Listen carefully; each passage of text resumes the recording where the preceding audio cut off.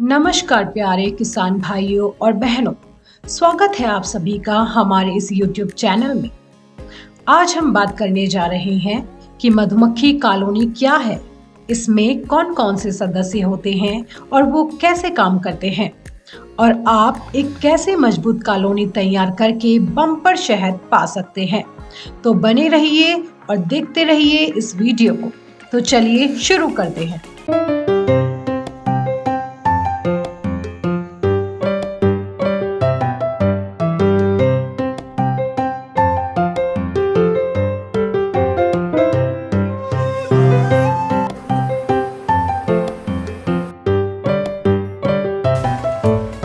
Colony यानी एक मधुमक्खियों का परिवार। यह एक जीवित समाज है जिसमें एक रानी और कुछ ड्रोन हजारों मजदूर होते हैं।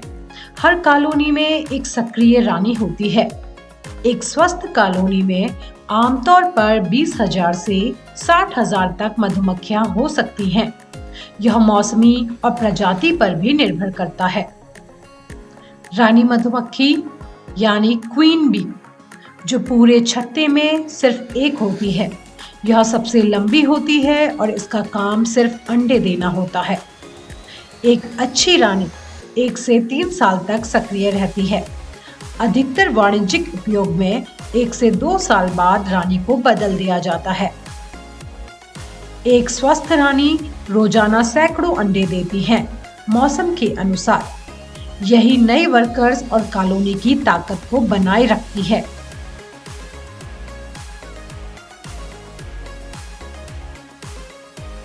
फिर आते हैं वर्कर्स यानी श्रमिक मधुमक्खियां। ये हजारों की संख्या में होती हैं।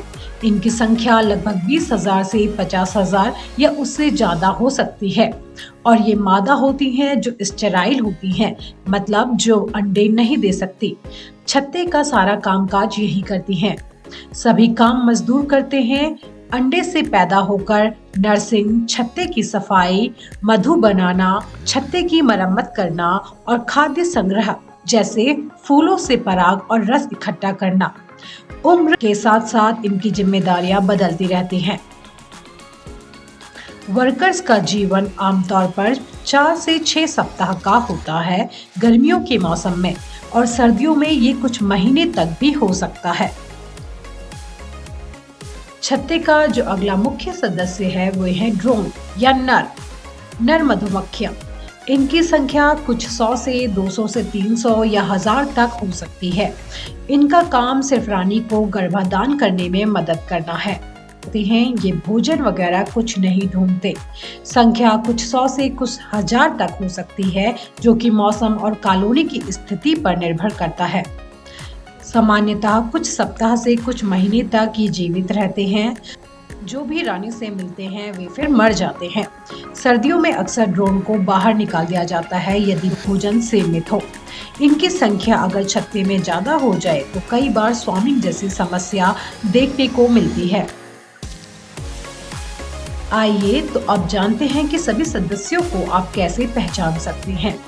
जो रानी मधुमक्खी होती है ये छत्ते में सबसे लंबी होती है। इसका पिछला भाग सबसे लंबा होता है और ये सबसे ज्यादा साल तक जीवित रहती है। जो वर्कर्स भी हैं या श्रमिक मधुमक्खियां हैं, उनका जो पिछला हिस्सा है वो थोड़ा सा तीखा होता है और ये रानी से छोटी होती हैं। और अगर बात करें नर की, तो नर का पिछला हिस्सा थोड़ा सा चपटा होता है और आपको काली धारियां ज्यादा दिखाई देंगी। अब हम बात करते हैं हिमालयी क्षेत्रों के लिए जो प्रजाति सबसे ज्यादा उपयोगी है। भारतीय मॉन एपिस सिराना इंडिका ये बहुत ही उपयोगी मधुमक्खी की प्रजाति है जो ठंडे इलाकों के लिए सबसे उपयुक्त मानी गई है। गर्म इलाकों के लिए आप एपिस मेलिफेरा का उपयोग कर सकते हैं। जो भारतीय मॉन है एपिस सिराना इंडिका, इसका शहद उत्पादन थोड़ा कम होता है, जो कि एक बार में कम से कम एक छत्ते से आप 4 से 5 किलो तक शहद निकाल सकते हैं। लेकिन जो एपिस मेलिफेरा है उसका शहद उत्पादन ज़्यादा है। ये 20 से 25 किलो तक शहद प्रति वर्ष उत्पादित करती हैं। अगर हम बात करें कि छत्ते में आप कोशिकाओं को देखकर कैसे अलग अलग सदस्य का अंदाजा लगा सकते हैं, तो उसके बारे में अब हम बताने जा रहे हैं। मधुमक्खी के छत्ते में विभिन्न सदस्यों की कोशिकाओं को उनके आकार, स्थान और ढक्कन की बनावट से पहचाना जा सकता है। रानी कोशिकाएं बड़ी होती हैं, लंबी होती हैं, मोमबत्ती नुमा होती हैं, कई बार आपको मूंगफली के दाने की तरह भी दिखाई देगी, जो अक्सर किनारों पर होती हैं। वहीं ड्रोन या नर की कोशिकाएं श्रमिक कोशिकाओं से बड़ी होती हैं और थोड़ी उभरी हुई होती हैं, जिनका ढक्कन गुंबद आकार का उभरा हुआ सा आपको दिखाई देगा। जबकि जो श्रमिक कोशिकाएं हैं वो छोटी होती हैं और सपाट होती हैं। उनका ढक्कन पूरी तरीके से चपटा होता है। इसको देखकर भी आप पहचान लगा सकते हैं कि आपके छत्ते में किन की संख्या ज्यादा होने वाली है। आइए अब जानते हैं कि कॉलोनी के विभिन्न सदस्य कैसे काम करते हैं। काम का बंटवारा अद्भुत होता है। रानी एक दिन में 1500 से 2000 अंडे देती है। वर्कर्स, जवान वर्कर मधुमक्खियां छत्ते की सफाई, रानी की सेवा और लार्वा को खिलाने का काम करती हैं। थोड़ी बड़ी होने पर ये मोम बनाती हैं और छत्ता बनाती हैं।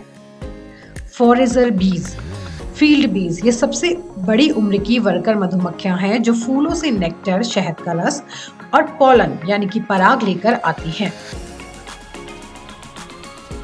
इसके अतिरिक्त नर, जो कि रानी को गर्भाधान कराने में मदद करते हैं। संचार के लिए मधुमक्खियां बैली डांस या विगल डांस करती हैं, जिसके जरिए वो भोजन की दूरी और दिशा एक दूसरे को बताती हैं। वर्कर्स फूलों से पराग और नेक्टर लाकर कोष्ठकों में जमा करते हैं। नेक्टर को पंखों से सुखाकर शहद बनाते हैं। रानी अंडे देती है, वर्कर्स उनका पालन पोषण करते हैं और ड्रोन केवल पेड़ पतंगन के लिए होते हैं। ये चक्र लगातार चलता है जब कॉलोनी स्वस्थ हो। अब हम बात करते हैं कि कॉलोनी को क्या क्या प्रभावित करता है जब कॉलोनी टूट सकती है या कमजोर पड़ सकती है। सबसे प्रथम चीज है भोजन की कमी। जब कम फूल हो या नॉर्मल मौसम का अभाव हो, तब कॉलोनी टूटने का या स्वामिंग होने का भय रहता है। न्यूट्रिएंट्स कम होंगे और कॉलोनी कमजोर हो जाएगी। रोग और परजीवी, कुछ वेरोमाइट, कुछ फंगल या बैक्टीरियल संक्रमण कॉलोनी को घटा देते हैं। कई बार कीटनाशक और रसायन जो खेत में छिड़के जाते हैं, उससे मधुमक्खियां प्रभावित होती हैं। उनका नर्वस सिस्टम और नेविगेशन जो है वो खराब हो जाता है, जिससे भी मधुमक्खियों की कॉलोनी कमजोर पड़ जाती है।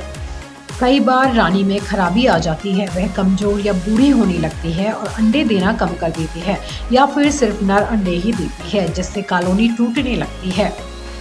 यदि मौसम और ठंड का बहुत ज्यादा प्रकोप है, बहुत ठंड है या बरसात है, तब इन परिस्थितियों में भी कॉलोनी कमजोर पड़ जाती है।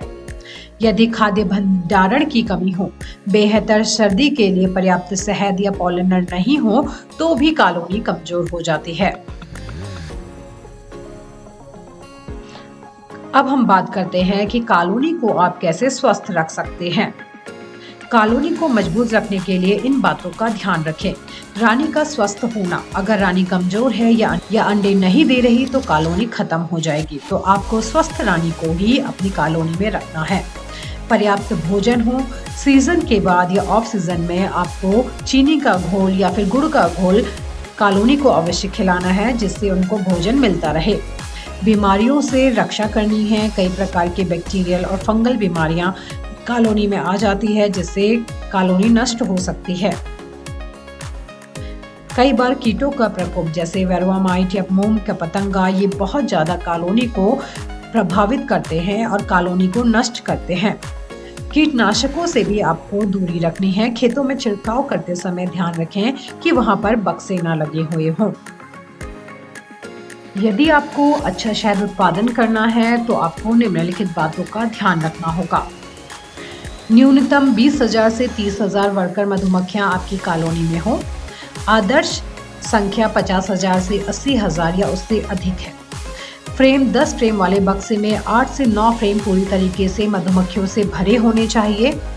यदि वर्कर की संख्या ज़्यादा होगी तभी वे ज़्यादा रस ला पाएंगी और तभी शहद ज़्यादा बना पाएंगी। और वैज्ञानिक विधि से ही आप शहद उत्पादन करें, जिसमें आपको ब्रूड चैम्बर के ऊपर हनी चैम्बर या सुपर चैम्बर या मधुखंड लगाना होगा, तभी आपको शुद्ध शहद प्राप्त हो सकता है। तो भाइयों और बहनों, सार यह है कि एक मजबूत कॉलोनी, एक अच्छी रानी, हजारों स्वस्थ वर्कर, सीमित लेकिन पर्याप्त ड्रोन, ये सभी बहुत ही महत्वपूर्ण है। और सबसे महत्वपूर्ण है अच्छा भोजन, रोग और कीट नियंत्रण और रानी की अच्छी स्थिति। ये बातें सही रही तो शहद उत्पादन बेहतर होगा। तो भाइयों, मधुमक्खी पालन कम लागत में ज्यादा कमाई का जरिया है।